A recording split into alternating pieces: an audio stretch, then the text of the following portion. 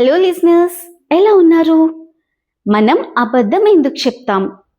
అబద్ధం అనేది చాలామంది శిక్ష నుంచి, తగాదా నుంచి, బాధ నుంచి, తీర్పు నుంచి తమను కాపాడుకోవడానికి చెప్తూ ఉంటారు. ఇది భయం వలన, సిగ్గు వలన, మనకు కావాల్సింది దొరకాలనే తపన వలన జనరేట్ అయ్యే ఆటోమేటిక్ రియాక్షన్. కొన్ని అబద్ధాలు ఆ క్షణం వాళ్ళని కాపాడుకోవడానికి చెప్తుంటారు.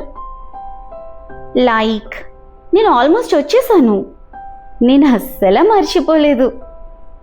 మరికొన్ని సిచ్యువేషన్స్ కూల్గా ఉంచటానికి, మనసు ప్రశాంతంగా ఉండటానికి, ఇతరులను హర్ట్ చేయకుండా ఉండడానికి చెప్పే అబద్ధాలు. Like, hey you look great, ఈ గిఫ్ట్ చాలా బాగుంది, మీరు చెప్పింది బాగుంది.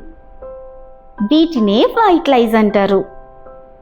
కొన్ని అబద్ధాలు ఒకరి అటెన్షన్ గెయిన్ చేయడానికి, స్టేటస్ కోసం, ఏదన్నా అప్రూవల్స్ తెచ్చుకోవటానికి, అడ్వాంటేజెస్ కోసం, గుర్తింపు కోసం, ఆపర్చునిటీస్ కోసం చెప్తూ ఉంటారు. ఇంకా దేని గురించన్నా తెలుసుకోవడానికి చేసే అబద్ధపు యాక్టింగ్, ఎవరినన్నా ఇంప్రెస్ చేయడానికి, ఒకరి ముందు ఒక రకమైన ఇమేజ్ని చూపించుకోవటానికి చెప్పే అబద్ధానికి కారణం వారి మీద వారికి నమ్మకం లేకపోవటం.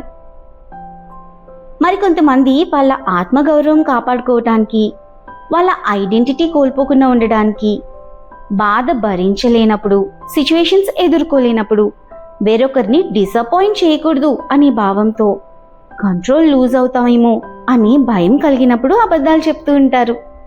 ఇలాంటి వాళ్ళు నిజం ఎప్పటికీ ఎక్స్ప్రెస్ చేయరు, ఎప్పుడూ అబద్ధం వెనకే దాక్కుని ఉంటారు.